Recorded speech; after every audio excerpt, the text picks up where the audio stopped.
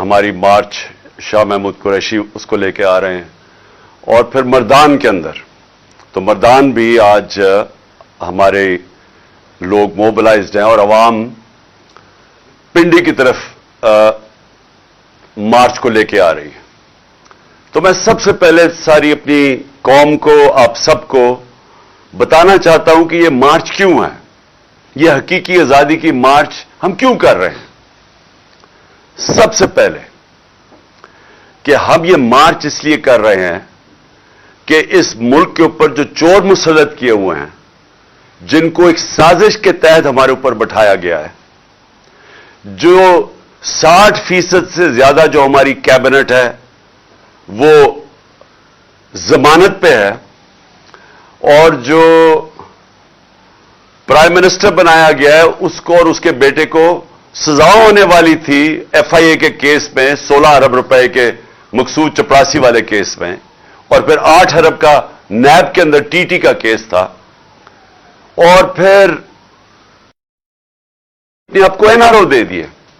यानी 1100 अरब रुपए के करप्शन के केसेस इन्होंने असेंबली में बैठ के कानून पास किया, अमेंडमेंट की नैब के अंदर, कि हर अमेंडमेंट में इनका कोई ना कोई बड़ा डाकू उसके ऊपर से केस खत्म हो रहे थे।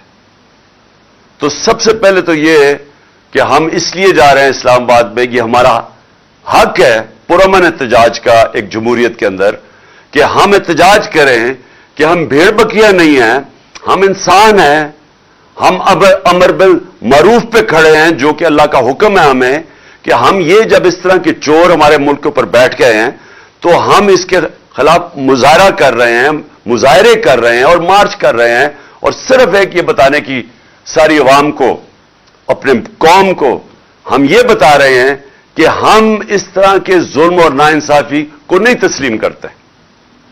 तो इसके अंदर जो हमारी कोशिश ये है कि पाकिस्तान में लोगों को समझाएं कि कानून की हुक्मरानी क्या होती है। जब चोर इस ऊपर आके बैठ जाते हैं और अपने आप को NRO दे देते हैं, तो इसका मतलब यह कि यहां कानून की हुक्मरानी नहीं है, यह जनरल का कानून है। और हम ये कहना चाहते हैं कि हमारी जो इंसाफ की तहरीक 26 साल पहले शुरू हुई थी, उसका सबसे बड़ा मकसद यह था कि ना पाकिस्तान में जमहूरियत हकीकी आ सकती है, ना हकीकी आजादी आ सकती है, क्योंकि हकीकी जमहूरियत इंसान को आजाद करती है। वो आ ही नहीं सकती जब तक रूल ऑफ लॉ ना हो, कानून की हुक्मरानी ना हो, इंसाफ ना हो। और फिर खुशहाली नहीं आ सकती पाकिस्तान में, किसी भी दुनिया के मुल्क में, जिस मुल्क के अंदर रूल ऑफ लॉ, इंसाफ ना हो। और सारी दुनिया में मैंने आपको बताया भी था कि जितने भी मुल्क सारे खुशहाल हैं, वो सारे मुल्कों में 90% से ज्यादा रूल ऑफ लॉ है, यानी कानून की हुक्मरानी है। और जो सारे गरीब मुल्क हैं, उनके अंदर 10% से भी कम कानून की हुक्मरानी है। नाइजीरिया जो तेल के जखीरे पे बैठा है, गरीब तरीन मुल्क है, क्योंकि वहां जंगल का कानून है, वहां करप्शन है। जब कानून नहीं होता, जब इंसाफ नहीं होता, तो करप्शन होती है, और करप्शन मुल्क का दिवालिया निकाल देती है। तो इसलिए जो अमीर मुल्क है, वो अमीर है इसलिए कि वहां इंसाफ है और वहां करप्शन नहीं है, बड़े पैमाने पे करप्शन नहीं है। उनके वजीर चोरी नहीं कर सकते, और अगर चोरी करे तो NRO नहीं ले सकते, उनका प्राइम मिनिस्टर नहीं कर सकता। तो जब पैनमा का जो इंकशाफ हुआ था, तो जिधर जिधर बाहर के मगरबी जमहूरियत के अंदर जिन लोगों के नाम आए थे, वो सब या वो जेल में गए थे, या उनको उन्होंने इस्तीफा दिया था, या वो खत्म हो गए थे, कौम ने उनको मुस्तरद कर दिया था। तो हम अमर बिल मारूफ पे चल रहे हैं, इन चोरों के खिलाफ हम कानून की हुक्मरानी डिमांड कर रहे हैं, कि हम ये चाहते हैं कि इस मुल्क में इंसाफ हो, कि ये ना हो कि सिर्फ छोटा चोर जेल में जाए और ये बड़े बड़े डाकू आके आज असेंबलियों में बैठे और अपने केसेस माफ करवाएं। दूसरी वजह, जब से ये आए हैं, इस मुल्क की माशी कत्ल हो चुका है। और ये मैं अब नहीं 6 महीने से कह रहा हूं कि अगर ये चोर ऊपर जो मुसल्लत किए गए हैं, अगर आप समझ रहे हैं कि ये किसी मुल्क को बेहतर चला लेंगे, तो इनका 30 साल से ये मुल्क पे हमारे मुल्क के ऊपर हुकूमत कर रही हैं। दोनों जमातें 30 साल से मुल्क पे हुकूमत कर रही हैं। इनके 30 साल में मैं बार बार अपनी कौम को बताता हूं कि डॉक्टर इशरत हुसैन ने अपनी किताब में लिखा है कि जब से ये दो खानदान आए हैं 90 की दिहाई में, हिंदुस्तान भी हमारे से आगे निकल गया, बांग्लादेश भी हमारे से आगे निकल गया। याद रखें कि 90 से पहले पाकिस्तान माशी तौर पे, हर तौर पे बांग्लादेश से भी आगे था, हिंदुस्तान से भी आगे था।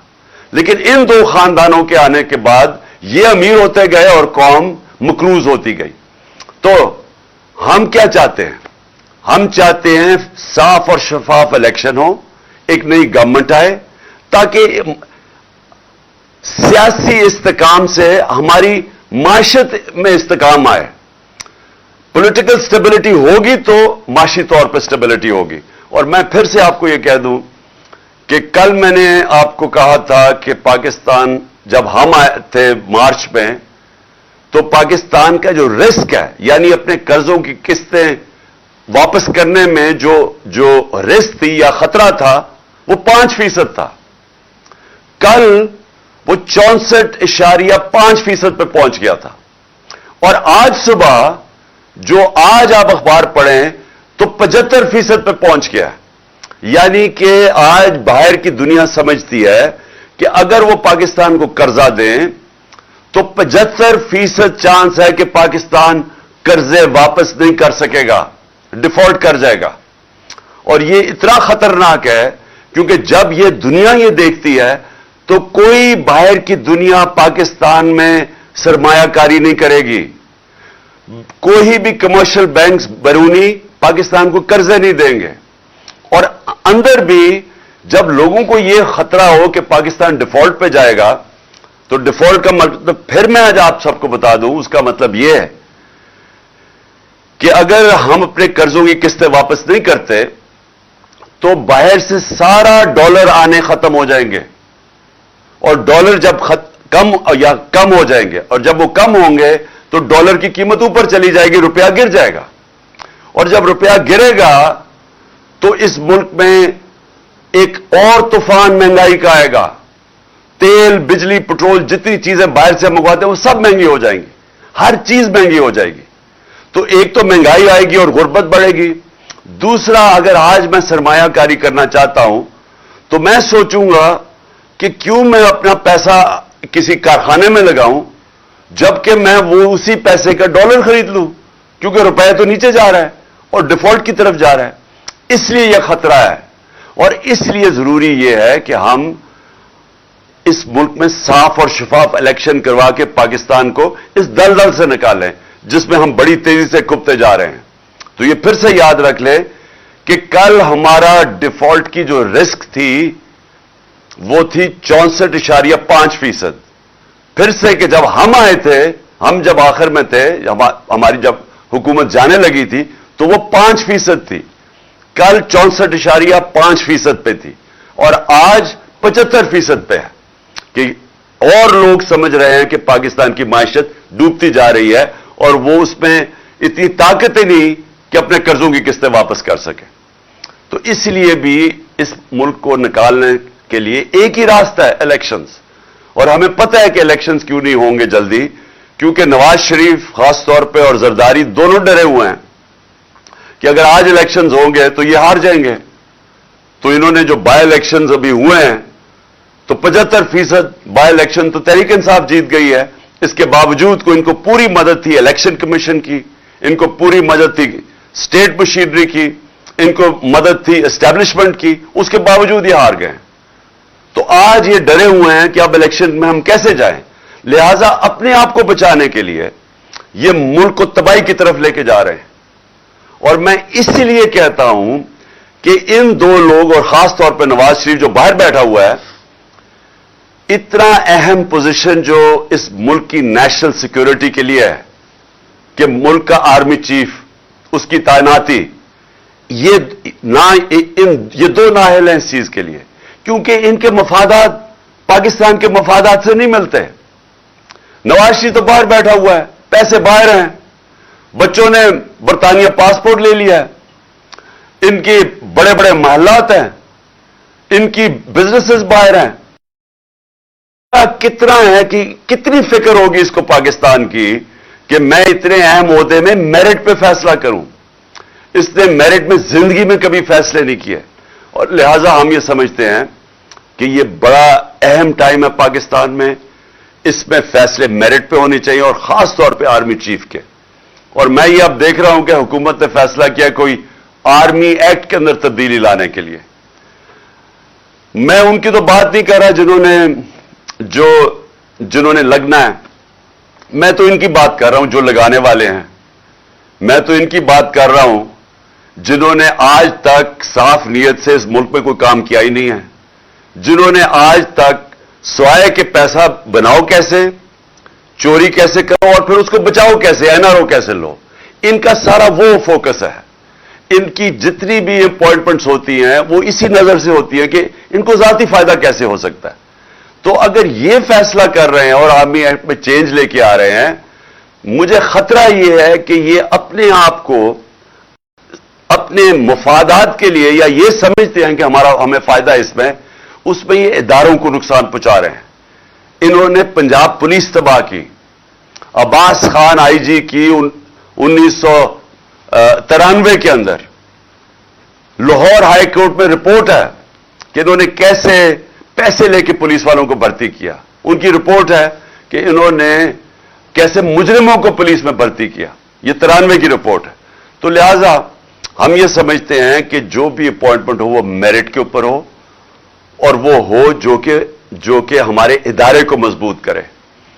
اور اس کے علاوہ میں ایک اور چیز پہ آج بات کرنا چاہتا ہوں. کیمپین میرے خلاف جب سے میں حکومت سے گیا ہوں, ہر تھوڑی دیر کے بعد کیمپین آ جاتی ہے. کیمپین شروع کیسے ہوتی ہے؟ نون لیگ اور جیو اور جنگ گروپ مل کے یہ کیمپین بناتے ہیں. اس کیمپین کو اٹھا کے پھر یہ الیکشن کمیشن کے پاس لے کے جاتے ہیں. الیکشن کمیشن میں بیٹھا ہوا آدمی جو چیف الیکشن کمیشن, وہ ان کا خاص آدمی ہے. وہ ان کے ساتھ مل کے پھر ہمارے اوپر فورن فنڈنگ کیس مثلاً وہ لے آتا ہے, اور ہمیں میڈیا کے اندر برا بھلا کہا جاتا ہے کہ جی تباہ کر دیا انہوں نے, پکڑے گئے, اب پارٹی کو اب بین کر دیا جائے گا فورن فنڈنگ کیس کے اندر.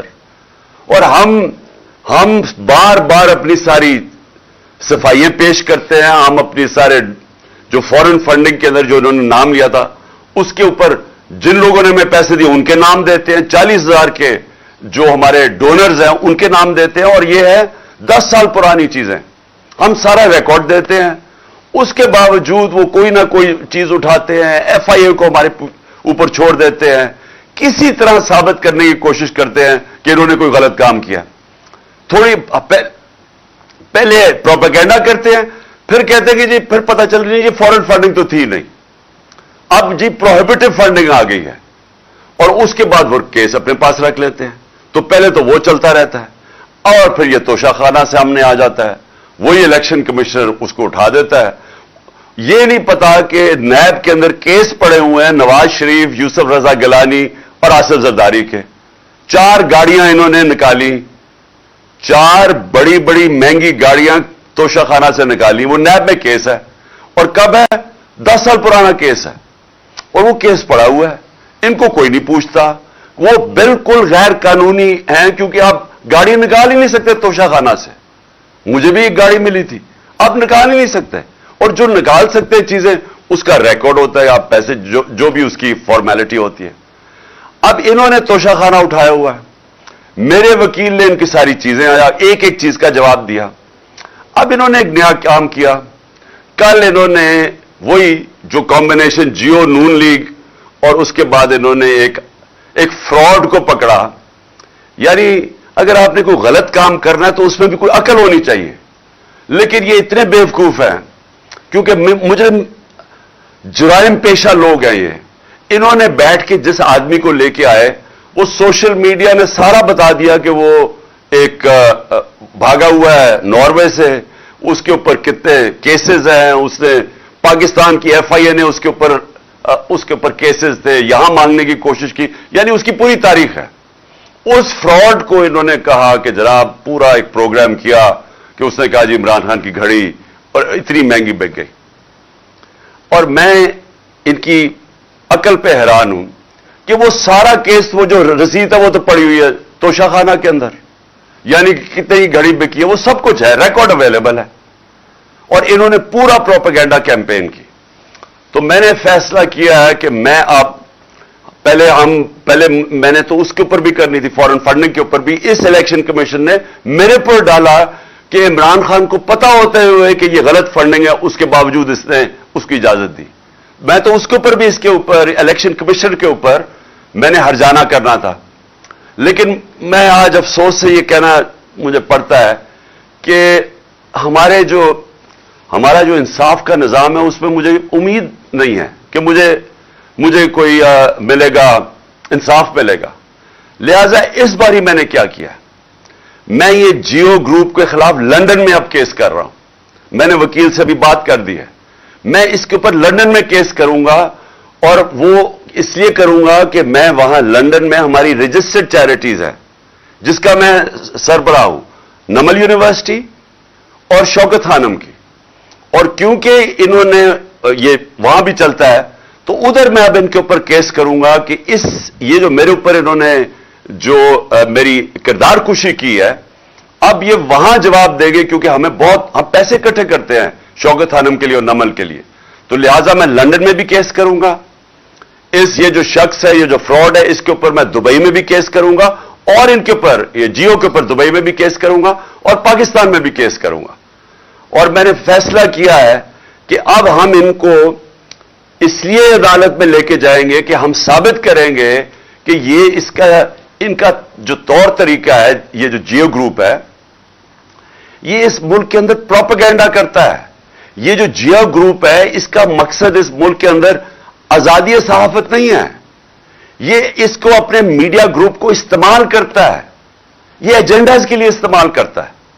یہ جو انہوں نے آدمی کو پکڑا اور جو دبئی میں یہ جو سارا دبئی سے اور یہ جو پروگرام کیا ہے، اگر یہ دیانتداری سے صحافت کرتے تو ان کو پتا تھا کہ یہ فراڈ آدمی ہے. کبھی ایک آدمی، جس آدمی کی کریڈیبلٹی کوئی نہیں ہے، اس سے تم 10 دفعہ سوچتے ہو کہ اس سے ہی آپ اس کے نام پہ یہ پروگرام کر رہے ہو. تو اگر آپ ایمانداری سے صحافت کرتے، آپ کبھی ایسے گواہ کو نہیں لیتے. لیکن انہوں نے اس کو پوری طرح اس پروگرام کو ایسے بنایا اس گواہ کو کہ جیسے واقعی یہ سچ ہے. تو اس لیے اب مجھے کم از کم برطانیہ کی عدالت کو تو مجھے پتا ہے، کیونکہ میں نے وہاں ایک کیس لڑا ہوا ہے، اور مجھے اتنا بھی پتا ہے کہ 2 ہمارے لوگوں کے اوپر جب انگلیاں اٹھائی گئی، اور اس میں سے ایک ہمارا جو وزیر تھا اس نے لندن میں جا کے انصاف لیا. تو میں بھی انشاءاللہ ادھر اب ان کے اوپر کیسز کروں گا تینوں جگہ کے اوپر. اور میرا جو آخر میں جو میری پھر سے اپنے سپریم کورٹ کے چیف جسٹس صاحب سے بڑی ریسپیکٹفلی، آنریبل چیف جسٹس سے پھر میں اپیل کرتا ہوں کہ 5ویں دن ہو گیا ہمارے سینیٹرز اور ہمارے پارلیمنٹیرینز کوشش کر رہے ہیں کہ کیس ہمیں انصاف ملے. اور انصاف کسے ملے کہ اگر پاکستان کا جو نمبر 1 انویسٹیگیٹو جرنلسٹ ارشد شریف، اس کے لیے ہمیں انصاف چاہیے، کیونکہ جو بھی ہوا پتہ چلانا چاہیے کہ کس نے دھمکیاں دی اور اس کو باہر بھجوایا، کیوں اس کی جان خطرے میں تھی، یہ کون سا اتنا بڑا ملک سے غداری کر رہا تھا کہ اس کی جان خطرے میں اور اس کو ملک سے باہر جانا پڑے. اور پھر کس نے پھر اس کوشش کی دبئی سے ان کو واپس لانے کی، تو اس کو کینیا جانا پڑا. یہ میں چاہتا ہوں کہ ہمارے سپریم کورٹ اس کے اوپر پوری طرح تحقیقات کرے، کیونکہ یہ صرف یہ نہیں کہ ایک پاکستان کا نمبر 1 جرنلسٹ اس کی شہادت ہوئی ہے، یہ سارے باقی صحافیوں کے لیے بھی اگر سپریم کورٹ ان کے ساتھ کھڑا ہوگا تو تبھی وہ صحافی جو دیانتداری سے کام کرتے ہیں، جو ان کے ضمیر کی کوئی قیمت نہیں ہوتی، وہ تبھی اس ملک کے اندر صحیح معنی میں اپنے آزادی صحافت ہوگی اور اپنے حق اور سچ کے لیے کھڑے ہوں گے. تو اس لیے میں سب سے پہلے تو یہ، اور پھر سے میں اعظم سواتی کا کہتا ہوں کہ یہ پاکستان کا سینیٹر ہے. ایک ملک کا سینیٹر سے اگر یہ ہوتا ہے جو اعظم سواتی سے ہوا ہے، اور یہی نہیں کہ جو اس کے اوپر تشدد کیا گیا اور ایک ٹویٹ کے اوپر. اور میں یہ دیکھ رہا تھا کہ اسلام آباد ہائی کورٹ میں ایک جج صاحب نے یہ کہا ہے کہ ٹویٹ کے اوپر آپ کسی کو بھی یہ نہیں کہہ سکتے کہ ملک میں کوئی بغاوت کرنے جا رہا ہے. یعنی اس نے بڑا اچھا میں داد دیتا ہوں کہ بڑا اچھا بیان دیا ہے. تو اس سے جو ہوا ہے ایک ملک کے سینیٹر سے, اور جس طرح پھر وہ جو ان کی وائف کے ساتھ جو ان کو ویڈیو بھیجی گئی ہے, یعنی اس طرح کی چیز اگر ہماری سب سے بڑا جو آخری جو لاسٹ ریزورٹ والا انصاف لینے والی جگہ سپریم کورٹ, اگر ہمارے چیف جسٹس صاحب سپریم کورٹ اس طرح کے اعظم سواتی جیسے آدمی کو, ایک سینیٹر کو, ایک نمبر 1 جرنلسٹ کو, اور پھر تیسرا ملک کا ایکس پرائم منسٹر, سب سے بڑی پارٹی کا جو سربراہ ہے, اگر ہمیں انصاف نہیں ملے گا تو اس کا مطلب تو اس ملک میں کسی کو تو اور کوئی چانس ہی نہیں ہے انصاف ملنے کی. عام آدمی تو کوئی سوچ بھی نہیں پھر سکتا کہ طاقتور کے سامنے جب وہ کھڑا ہوگا تو اسے انصاف ملے گا. تو یہ ایک ملک کے ڈیفائننگ مومنٹس ہے, فیصلہ کن وقت ہے ہمارے ملک کا. اور اس لیے ہم ریکویسٹ کرتے ہیں کہ اس ملک کو حقیقی طور پہ آزاد کریں, انصاف دے کے.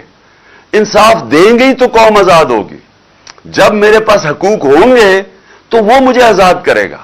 یہاں کے جو پاکستانی باہر جاتے ہیں کام کرنے کے لیے, اور میں نے اپنی آنکھوں سے دیکھا ہے, برطانیہ کے اندر 50 سال پہلے میں نے دیکھا مزدور پاکستان سے گئے کام کرنے کے لیے, لیکن کیونکہ وہاں انصاف کا نظام ہے, حقوق ان کو تحفظ دیتا ہے, کیونکہ وہاں لوگ آزاد ہیں. ہمارے پاکستانی وہاں زیادہ آزاد ہیں, نچلے طبقے کے لوگ وہاں زیادہ آزاد ہیں کیونکہ پروٹیکشن ہے. دیکھتے دیکھتے کہاں سے کہاں پہنچ جاتے ہیں, وہ خوشحال ہو جاتے ہیں, وہ ان کے بچے کوئی ڈاکٹر بن جاتا ہے, کوئی کچھ بن جاتا ہے, کیونکہ جو معاشرہ ہے وہ موقع دیتا ہے لوگوں کو اوپر آنے کے لیے, کیونکہ وہ انصاف دیتا ہے, وہ لوگوں کے حقوق کی حفاظت کرتا ہے. تو پاکستان میں بھی وہ وقت ہے کہ ہم اس ملک کو اب ایک آگے لے کے جائیں. یعنی یہ جو مشکل آج کل دور ہے اور یہ جو چور اوپر مسلط ہے, اس میں سے جو اس اندھیری رات میں سے یہ جو روشنی اب یہ ہے کہ شاید ہمارا انصاف کا نظام کام کرنا شروع کر دے, شاید ہمارا انصاف کا نظام کمزوروں کو تحفظ دے دے جب وہ طاقتور کے سامنے کھڑے ہوتے ہیں. اور یہی میں ہمیشہ کہتا ہوں کہ ہمارا ملک اسلام کے نام پہ بنا تھا. عظیم نعرہ تھا پاکستان کا, مطلب کیا, لا الہ الا اللہ, کہ وہ لا الہ الا اللہ جو انسان کو آزاد کرتا ہے, کہ جب وہ سوائے اللہ کے انسان جب کسی کے سامنے نہیں جھکتا وہ انسان آزاد ہو جاتا ہے. اور پھر جو قانون ہوتے ہیں اسی لا الہ الا اللہ کا جو فلسفہ ہے وہ پھر انصاف اور عدل اور انصاف کے قانون وہ پھر انسان کو پروٹیکٹ کرتے ہیں, آزاد کر دیتے ہیں. تو ابھی تک تو انصاف نہیں ملا اس ملک میں لوگوں کو, اور اسی لیے ہم آگے نہیں بڑھ سکے, اس لیے ہم مقروض ہیں, اس لیے ہم دنیا میں باہر قرضے مانگتے پھرتے ہیں, اس لیے آج یہ جو 75% پاکستان کی اب رسک فیکٹر بن گیا ہے کہ ہم اپنے قرضے نہیں واپس کر سکتے. تو یہ وجہ یہ نہیں ہے کہ ملک میں وسائل کی کمی ہے, وجہ نہیں ہے کہ ہمارے لوگ ٹیلنٹڈ نہیں ہیں, یہ باہر جا کے بڑے بڑے کام کرتے ہیں. وجہ یہ ہے کہ پاکستان کے اندر حقیقی آزادی نہیں ہے, کیونکہ عدل اور انصاف نہیں ہے. تو اس لیے چیف جسٹس صاحب ساری قوم آپ کی طرف دیکھ رہی ہے, اور میں اور قوم کو آج کہتا ہوں کہ انشاءاللہ آپ سب نے تیاری کرنی ہے پنڈی کی, اور میں 1 یا 2 دنوں کے اندر آپ کو بتا دوں گا کہ وہ کون سا دن ہے جب ہم سب پہنچیں گے پنڈی, اور انشاءاللہ پھر وہاں جا کے اگلا اپنا پلان ہم کریں گے. لیکن جو بھی ہمارا پلان ہوگا وہ پرامن ہوگا, وہ آئین کے بیچ میں ہوگا, ہم کسی قسم کی قانون کی خلاف ورزی نہیں کریں گے, ہم ساری وہ چیزیں کریں گے جو کہ ہمارا آئین ہمیں اجازت دیتا ہے. پاکستان